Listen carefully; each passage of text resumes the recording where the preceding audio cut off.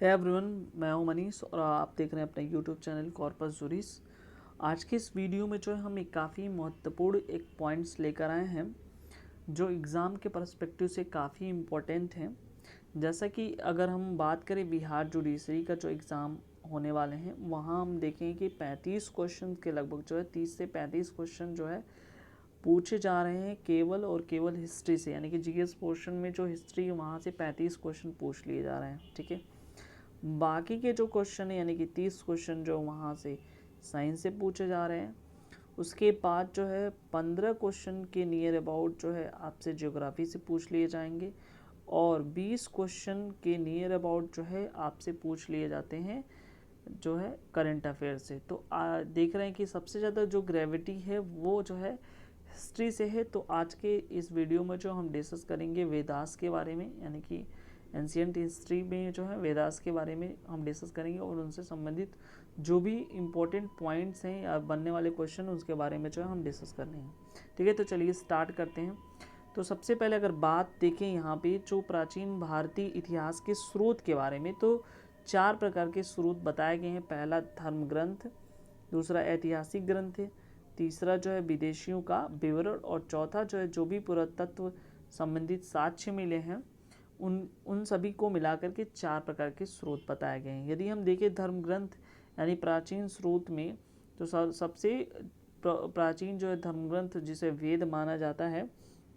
ठीक है, और कहा जाता है कि वेद की रचना जो है यानी संकलन करता जो है महर्षि कृष्ण द्वैपायन वेद व्यास को माना जाता है। इसी के वजह से इनके नाम पे ही वेद कहलाया, यानी कि वेद व्यास की रचना ही वेद कहलाई। ठीक है, और अगर देखें भारतीय परंपरा के अनुसार जो है वेदों का एक बहुत ही महत्वपूर्ण स्थान रखा जाता है हिंदू धर्म में।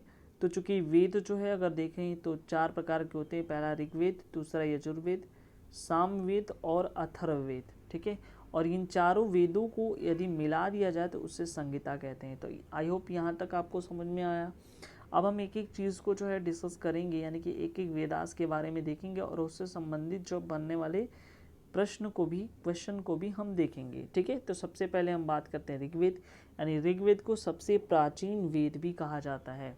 ठीक है, इसमें क्या होता है, ऋचा होती हैं और कहा जाता है कि अगर क्रमबद्ध ऋचाओं के ज्ञान को, यानी कि अगर सिस्टमेटिक तरीके से उसे रखा गया है तो उसे संग्रह को जो है ऋग्वेद कहा जाता है।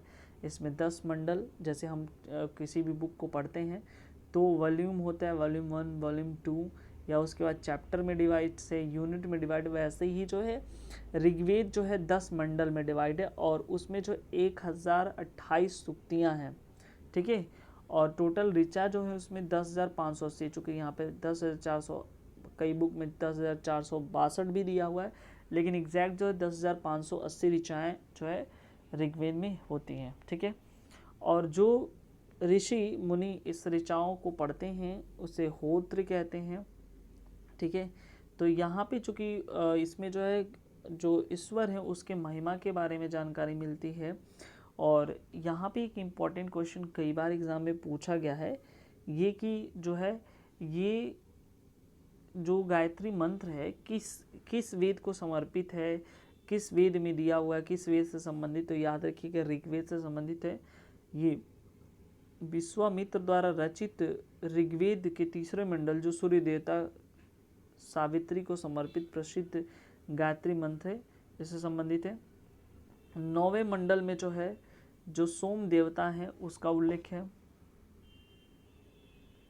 उसके बाद यहाँ पे एक क्वेश्चन बन जाता है कि 8वें मंडल में जो हस्तलिखित ऋचाओं को खिल कहा जाता है, यानी हाथ के द्वारा जो है जो ऋचा लिखी गई है उसे खिल का नाम दिया जाता है।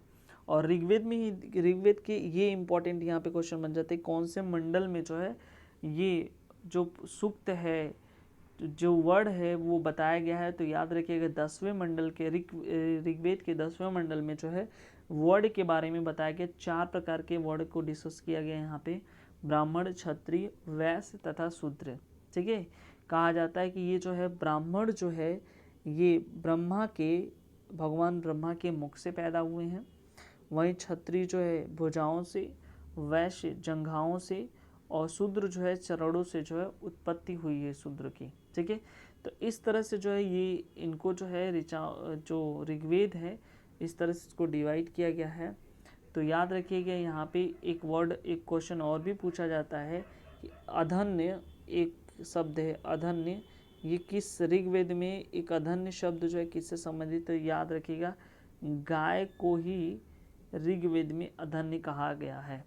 ठीक है, तो यहाँ पे बेसिकली जो है मात्र ऋग्वेद से 2 या 3 क्वेश्चन आपसे पूछ लिए जाते हैं। सबसे पहला कि गायत्री मंत्र किस वेद से संबंधित है, उसके बाद जो किस मंडल में जो है वर्ड की व्याख्या किया गया है और कितने इसमें ऋचाएँ हैं, इससे संबंधित क्वेश्चन यहाँ से पूछ लिए जाते हैं। तो आई होप ये चीज़ें आपको समझ में आया होंगी। उसके बाद हम देखते हैं यहाँ पे कि जो यजुर्वेद है, यजुर्वेद के बारे में हम देख लेते हैं। और एक चीज़ और यहाँ पे समझिए कि यजुर्वेद जो है भी काफ़ी इम्पोर्टेंट है। जिस तरह से वहाँ पे 2-3 क्वेश्चन बन जाते हैं, एक इम्पोर्टेंट क्वेश्चन ये है, इसे जो है इसे कहते हैं रिचुअल वेद। ठीक है, यानी कि इसे जो है रिचुअल वेदा के नाम से जानते हैं, या सैक्रिफिशियल प्रेयर्स जिसको कहते हैं। ये जो है यहाँ पे भी इसके बारे में जानते हैं। इस बुक को जो है यजुर्वेद से संबंधित, यानी रिचुअल वेदा जो भी चीज़ें हैं यहाँ पे कहा जाता है कि इसमें मंत्र से संबंधित जो वेद हैं उसे जो है हम यजुर्वेद कहते हैं। ठीक है, यानी कि ये जो है बलिदान से संबंधित यहाँ पे या मंत्रोच्चार से संबंधित जो वेद है उसे यजुर्वेद कहते हैं। इसमें जो है नियमों का संकलन होता है, यानी कि मंत्र या बलि, यहाँ पे लिखा सैक्रिफिशियल प्रेयर्स। ठीक है, तो यहाँ पे आप देख सकते हैं मंत्र और बलि 2 वर्ड इस्तेमाल किया गया है। तो यहाँ रिचुअल वेदा भी होगा और जो है बलिदान संबंधित जो चीज़ें हैं, जो मंत्र है, उसका नियमों का संकलन जो है यजुर्वेद में है। ठीक है, जो यजुर्वेद के पाठ करने वाले होते हैं उसे अथर्व कहते हैं। जैसे हमने पढ़ा ऋग्वेद में जो होत्र कहते हैं ऋचाओं को पढ़ने वालों को, उसी तरह से ऐसे मनुष्य जो यजुर्वेद को पढ़ते हैं उसे अथर्व कहते हैं। और इसमें क्या होता है कि उन नियमों का, यज्ञों के नियमों का या विधि विधानों का संग्रह होता है, या बलिदान विधि का भी वर्णन होता है। ये मैंने पहले बता दिया। एक इम्पॉर्टेंट क्वेश्चन यहाँ पे बन जाता है कि कौन सा ऐसा वेद है जो गद और पद दोनों में है। ये काफ़ी इंपॉर्टेंट क्वेश्चन है, तो याद रखिएगा यजुर्वेद एक ऐसा वेद है जो गद और पद दोनों में है। ठीक है, तो यहाँ से मुख्यतः जो है 3 क्वेश्चन या 4 क्वेश्चन यहाँ से बन रहे हैं, तो ये चीज़ आप देख लीजिएगा। उसके बाद एक यहाँ पे देखिए जो सामवेद है वो उसे जो है जो कहते हैं फेमस फॉर म्यूजिक, यानी कि ये जो है बुक ऑफ चैंट्स, जिसे गान भी कहते हैं, साम। ठीक है, सामवेद का पहला ही लेटर साम है, जिसका अर्थ होता है गान, यानी कि ये जो है म्यूजिक से रिलेटेड वेद है। तो कई बार एग्ज़ाम में इस तरह से पूछ लिए जाते हैं कि गाने से रिलेटेड या म्यूजिक से रिलेटेड जो है कौन सा वेद है, तो याद रखिएगा सामवेद। ठीक है, इसमें जो युद्ध या यज्ञ जब होते थे उस समय गाए जाने वाले गानों या ऋचाओं मंत्रों का संकलन है। अब इसे जो है यानी कि सामवेद को पढ़ने वाले जो भी ऋषि मुनि या पाठकर्ता थे उसे उदात्र कहते हैं, और इसका संकलन ऋग्वेद पर आधारित होता है। यानी कि देखिए 3 चीज़ें यहाँ पे, ऋग्वेद पढ़ने वालों को जो है क्या बोलते हैं, होत्र बोलते हैं। अथर्व जो यजुर्वेद पढ़ने वाले होते हैं उसे अथर्व कहते हैं। सामवेद को पढ़ने वालों को उदात्र कहते हैं। ठीक है, ये 3 क्वेश्चन आप यहाँ से देख लीजिएगा। ठीक है, उसके बाद जो है यहाँ पे हम देखते हैं नेक्स्ट जो है अथर्ववेद के बारे में। अथर्ववेद क्या कहता है, उसी तरह से इसे जो है बुक ऑफ मैजिकल फार्मूला, यानी कि ये जो है देखिए जादू वगैरह से संबंधित चीज़ें हैं। ये देखिए यहाँ पे 3-4 चीज़ें हमने डिस्कस किया। पहला चीज़ ऋग्वेद के सबसे प्राचीन, अगर बात करें सबसे प्राचीन वेद है। उसके बाद जो है अगर हम देखें तो दूसरे नंबर पे हमने डिस्कस किया यजुर्वेद, जो रिचुअल वेदास या मंत्रों, उस मंत्र के बारे में बताया गया जिसमें बलिदान से संबंधित चीज़ें हों, या जो है ये चीज़ें हों, बलिदान या मंत्र वगैरह, ऐसे मंत्र जो क्या है कि किसी विशेष अनुपालन के लिए किया गया हो, तो उसे कहते हैं यजुर्वेद। उसे पढ़ने वालों को अथर्व कहते हैं। उसके बाद सामवेद के बारे में से ये म्यूज़िक से संबंधित विधि का वर्णन या गाने का वर्णन इसमें होता है, इसको पढ़ने वालों को उदात्र कहते हैं।